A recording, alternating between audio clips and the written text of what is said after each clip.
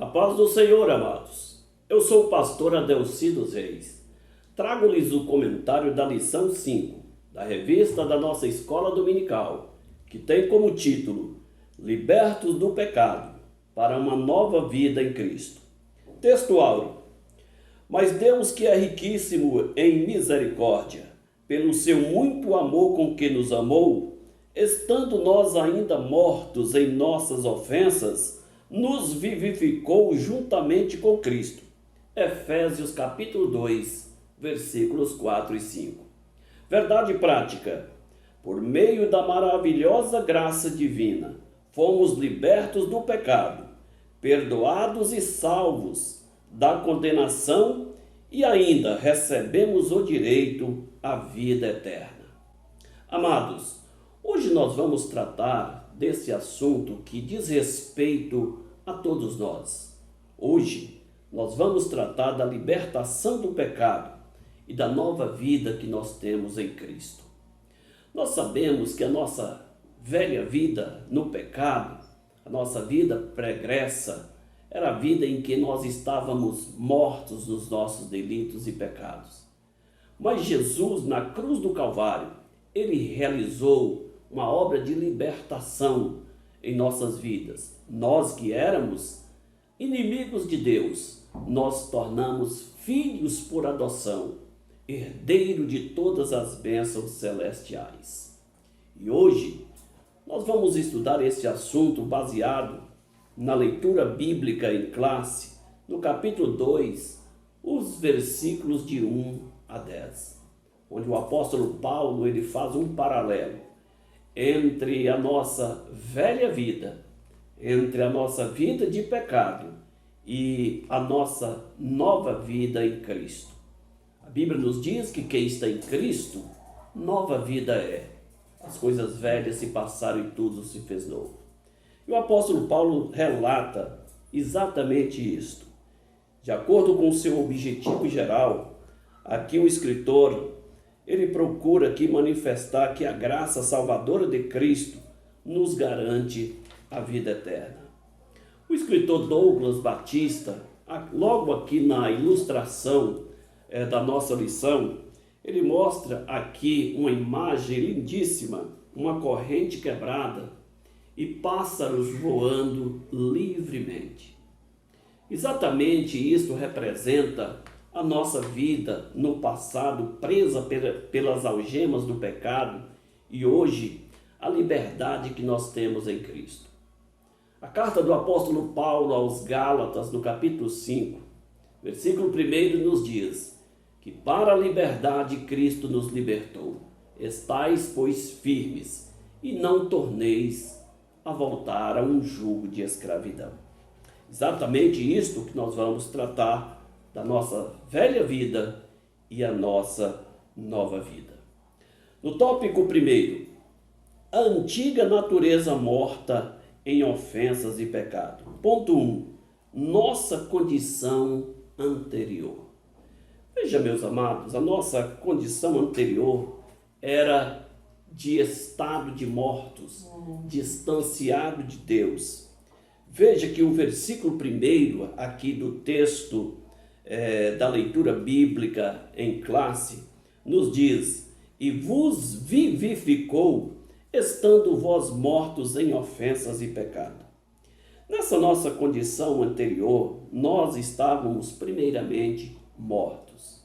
Qual a condição de estarmos mortos? Significa que nós estávamos separados de Deus.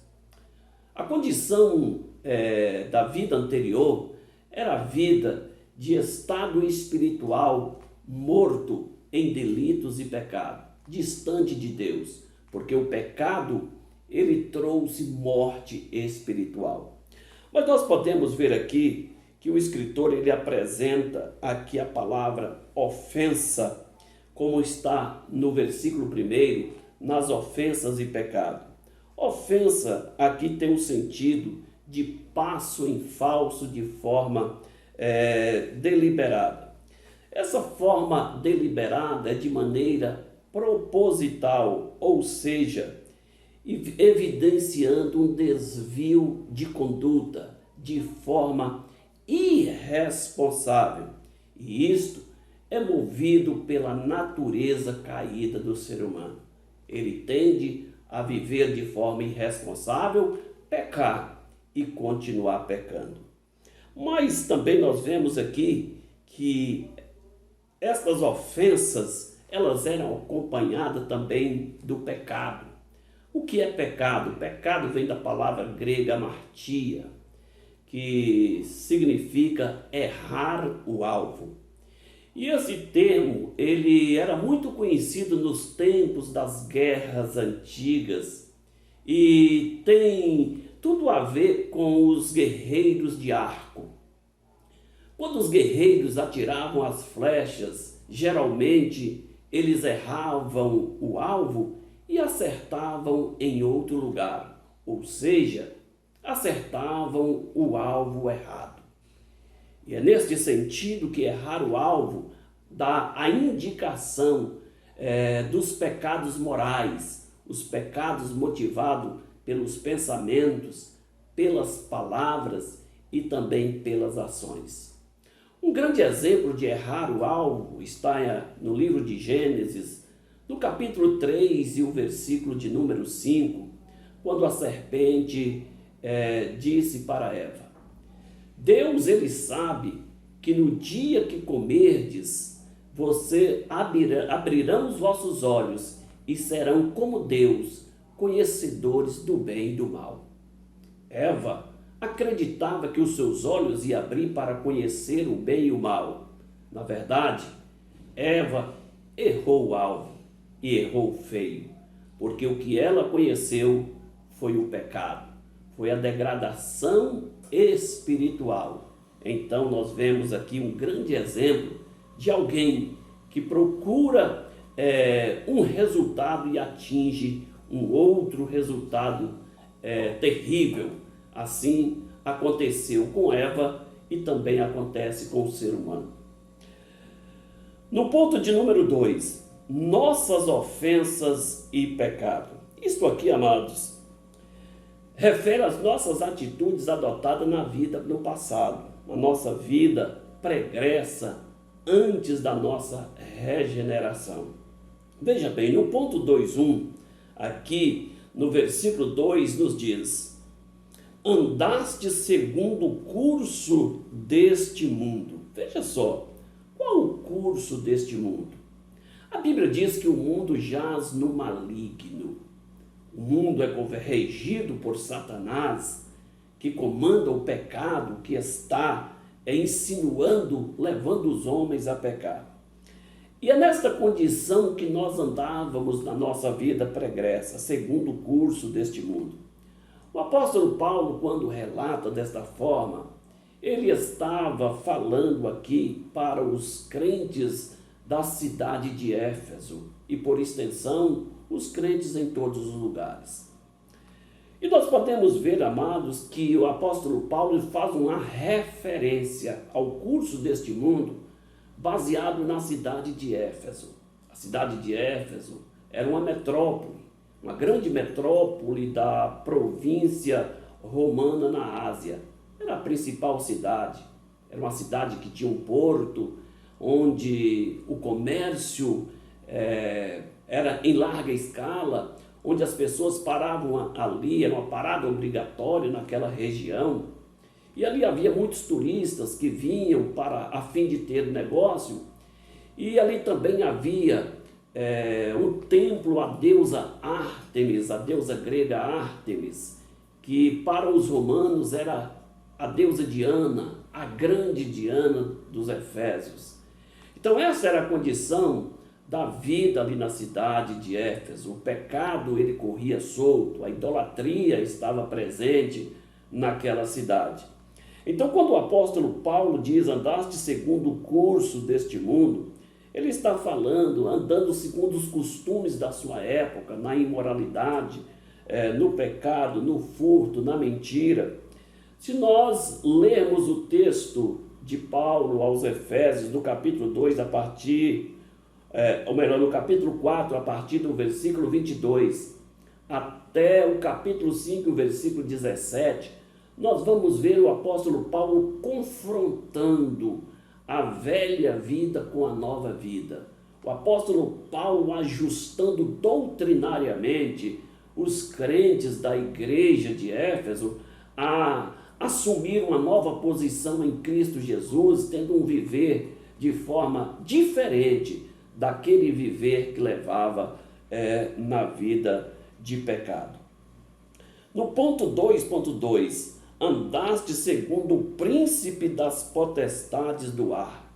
Veja só, andar segundo o príncipe das potestades do ar é andar segundo a regência de Satanás. É andar movido pelas insinuações maléficas do pecado. E esta era a condição que muitos viviam ali em Éfeso, sendo regido pelo governo de Satanás. Veja que no capítulo 6, o versículo 12 da carta aos Efésios, o apóstolo Paulo relata que a nossa luta não é contra carne ou sangue, mas contra os principados e potestades, contra os poderes do mundo tenebroso, contra as forças espirituais da maldade nas regiões celestiais. E aqui, amados, no versículo 2, o apóstolo Paulo, ele relata aqui que nós andávamos segundo os príncipes da potestade do ar. Esta é a condição da velha vida distanciado de Deus. No ponto 2.3, andávamos fazendo a vontade da carne e dos pensamentos.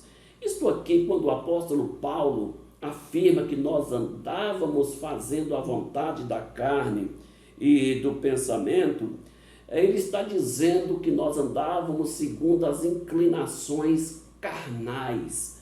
Ele está dizendo que nós andávamos segundo a nossa natureza humana, pecaminosa e caída, através dos nossas ações e pensamentos pervertidos. Veja que tudo isso aconteceu no ser humano a partir da queda. Quando Adão pecou, caiu, toda a sua inclinação pecaminosa para o mal ficou evidente, tanto em Adão como em todas as gerações, porque a natureza do pecado, a inclinação pecaminosa passou para todas as gerações. Mas nós podemos ver que antes do pecado, o corpo de Adão, amados, ele não era pecaminoso. Os seus pensamentos, eles não eram pervertidos.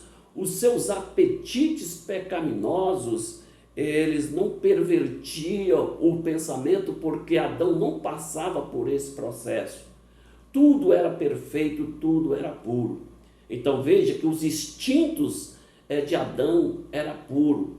O instinto, por exemplo, de alimentação era puro. Hoje nós vemos, por exemplo, o pecado de glutonaria. O instinto de procriação passou a ser deturpado com a promiscuidade.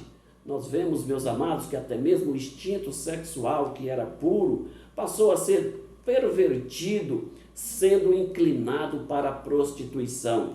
E assim foi toda a natureza de Adão, todos os seus instintos também, eles foram deturpados. Tópico de número 2.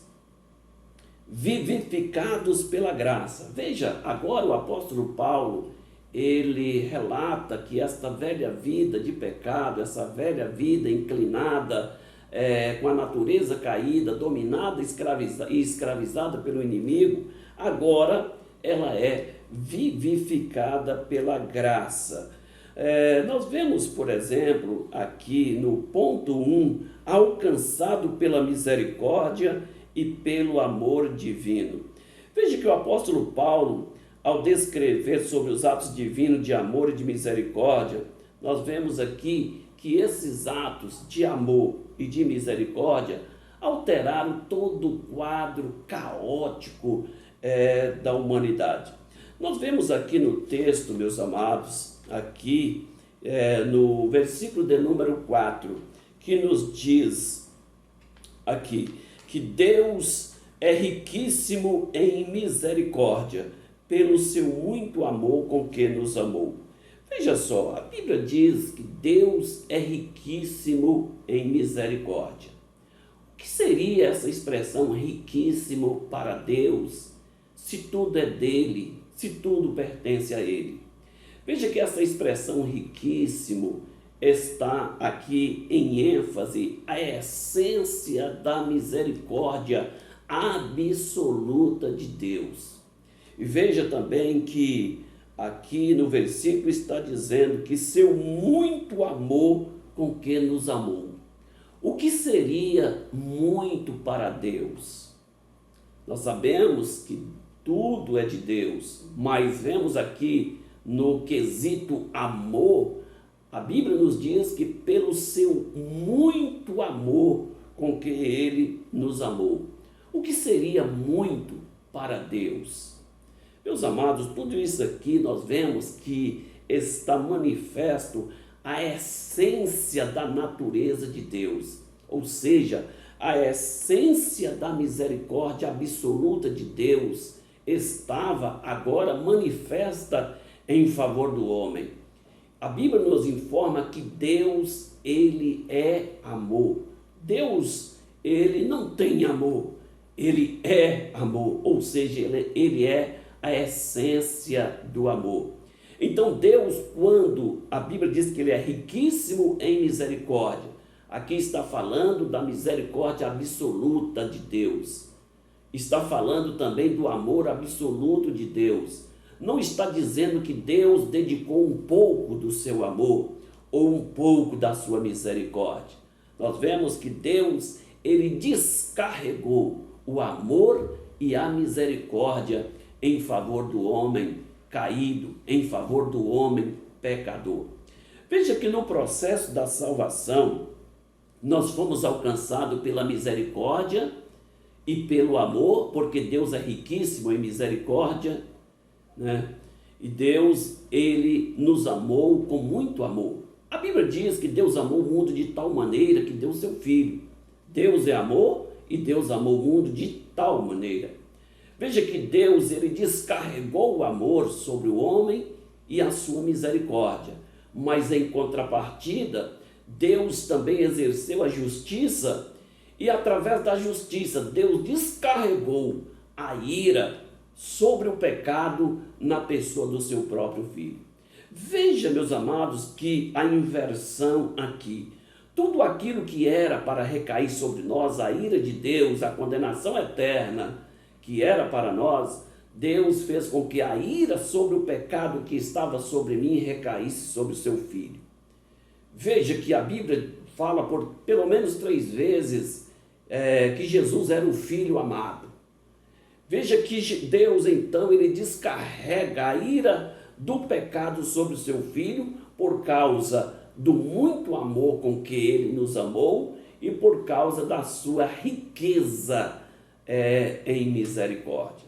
Então nós vemos aqui que nós fomos alcançados pela essência da misericórdia e pela essência do amor de Deus. Ponto de número 2. Vivificados por sua graça. Veja no versículo primeiro nos diz, 2 aqui do texto da nossa leitura diz, e vos vivificou. Veja que nos vivificou estando nós mortos em delitos e pecado. Aqui no ponto 2 diz, vivificados por sua graça. Quando a Bíblia diz aqui que nós fomos vivificados por sua graça, nós vemos aqui o processo chamado regeneração. Já temos falado sobre regeneração aqui algumas vezes, mas aqui o ponto também importante nesse processo de sermos vivificados em Cristo através da graça. E vemos que a graça, meus amados, ou melhor, vivificados através da regeneração, vemos que regeneração é o ato de ser gerado novamente. O homem morreu em Adão, O homem estava em estado de morto. Jesus, então, ele veio trazer vida a este homem que estava morto. Então, através da cruz do Calvário, Jesus ele pagou o preço e este homem que estava morto nos delitos e pecado, agora ele foi gerado de novo através do Espírito Santo. Veja que a conversa de Jesus com Nicodemos diz exatamente a esse respeito. Quando Jesus ele diz para Nicodemos: aquele que não nascer de novo não pode ver o reino de Deus. E esse processo de nascimento, de novo nascimento, é a ação do Espírito Santo, fazendo com que o ser humano morto nos delitos do pecado seja vivificados através do Espírito Santo pelo sacrifício de Cristo na cruz do Calvário, tornando-se uma nova criatura. No ponto de número 3, nos diz: exaltados por sua graça. Veja, amados, aqui nós vemos que no princípio aqui nós fomos alcançados pela misericórdia e pelo amor. Também fomos vivificados pela graça. E agora nós somos exaltados por sua graça. Esse processo de exaltação, nós vemos aqui no versículo 6, do capítulo 2 do texto, nosso texto da leitura bíblica em classe, nos diz: nos ressuscitou juntamente com ele e nos fez assentar nos lugares celestiais em Cristo Jesus. Veja, quando Cristo ele morreu e ressuscitou, ele nos deu esse direito também de nos ressuscitar com ele. Jesus ele se tornou as primícias dos que dormem. Por isso a Bíblia diz que ele nos fez assentar juntamente com ele nos lugares celestiais. Veja que aqui o verbo está no passado. Ele fez assentar. No projeto de Deus, na onisciência, na onipresença e na onipotência, isso aqui já é uma garantia, não é algo que ainda vai acontecer. É algo que já acontece no presente, que somente o pecado pode tirar do crente esse direito. Então ele nos fez assentar juntamente com ele nas regiões celestiais. Quando Cristo ressuscitou, nós vemos isso em Mateus no capítulo 27, o versículo 51 e 52, Jesus ao ressuscitar, a Bíblia diz que muitos corpos também foram ressuscitados. Quando Jesus deu brado na cruz do Calvário, houve o terremoto, as pedras se fenderam, o véu do templo se rasgou, e a Bíblia diz que alguns corpos se ressuscitaram, quando na ressurreição, e foram vistos por muitos. Cristo se tornou as primícias dos que dormem. Veja que o poder de Cristo, ele é capaz de levantar o homem da sepultura. Na sua volta, na volta de Jesus para arrebatar a igreja, os mortos que estiverem na sepultura, que morreram em Cristo, eles serão ressuscitados e juntamente com a igreja estará com Cristo na glória celestial. Tópico de número 3. A salvação não vem das obras. Veja, meus amados, a Bíblia nos diz que pela graça sois salvos, mediante a fé. Isso não vem de vós, é dom de Deus. Não vem das obras, para que ninguém se glorie. Veja que nós aqui, graça, o que significa graça? Graça é um favor imerecido, favor sem merecimento. Aqui nesta terra, geralmente as pessoas, eles são beneficiadas por alguém, aplaudidas por causa dos seus méritos, os seus merecimentos. Geralmente quando alguém conquista alguma coisa na vida, se faz festa, as pessoas parabenizam, abraçam, aplaudem e diz: você fez por merecer. Um pai, ele pode fazer alguma promessa a um filho de dar um carro, uma viagem, se ele tiver uma conquista, por exemplo, de uma faculdade ou de alguma outra bênção na sua vida, tanto profissional como na sua vida pessoal. E quando as pessoas assim o fazem, geralmente, eles são reconhecedores daquilo que ele conquistou. E muitos às vezes diz: você fez por merecer. Mas no quesito salvação, aqui nós vemos, meus amados, que o homem, ele não tinha nenhum mérito, ele não merecia a salvação.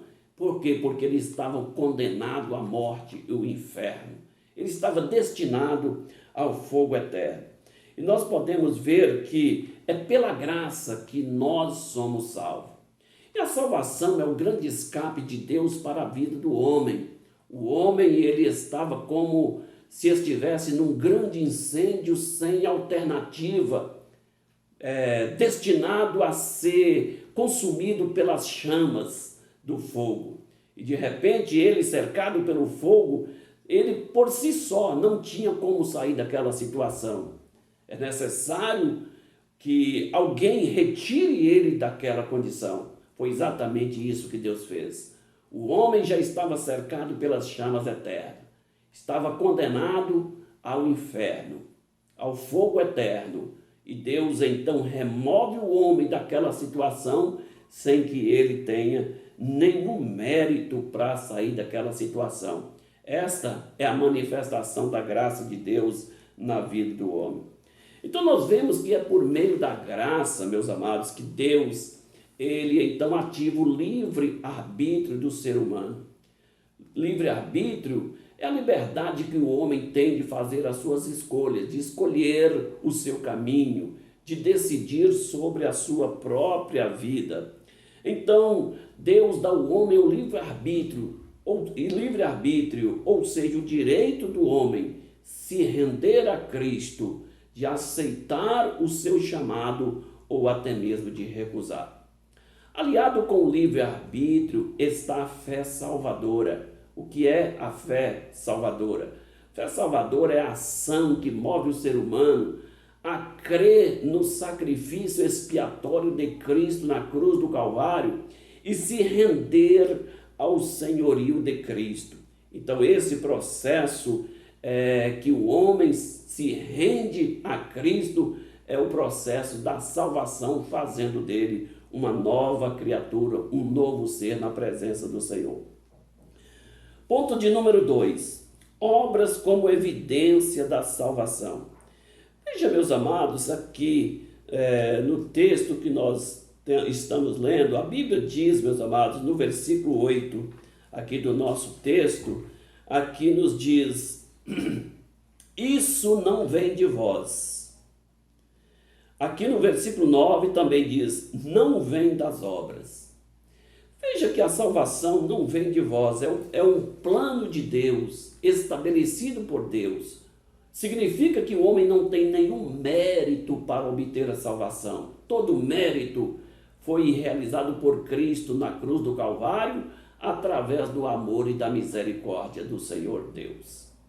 Então o homem, ele recebeu a salvação gratuitamente, sem nenhum merecimento. Por isso a salvação não vem de vós, porque nós não podemos fazer nada para merecer ou obter a salvação. Mas também a Bíblia diz que não vem das obras para que ninguém se glorie. Veja só, se a salvação viesse através das obras, o homem poderia se gloriar nas suas obras. Mas nós sabemos que as obras do homem é tudo como trapo de imundícia, não serve para nada, é lixo. Então veja só, o homem não tem nenhum mérito através de obras. E nós vemos, meus amados, que se a salvação tivesse algum mérito através das obras, as pessoas mais abastadas, as pessoas que tivessem bens patrimoniais, teriam privilégios diferentes daqueles menos favorecidos. Mas no plano da redenção, Deus não viu o homem em estado diferente. Todos nós andávamos desgarrados como ovelha que não tem pastor, mas sobre todo homem recaiu a misericórdia do Senhor. Veja só que nesse sentido, a salvação não vem das obras. O homem, ele não pode fazer nenhuma obra para obter a salvação. mas o homem, porque ele é salvo, ele deve realizar também as boas obras, porque as boas obras são a atitude do novo homem. E o apóstolo Paulo, ele confronta a velha vida com a nova vida, porque a velha vida era pautada nas obras más, nas obras pecaminosas, mas a nova vida, o homem sendo nova criatura, agora ele tem um novo viver, ele tem um viver diferenciado, um viver em que ele agora pode praticar as boas obras através da sua salvação. Amém?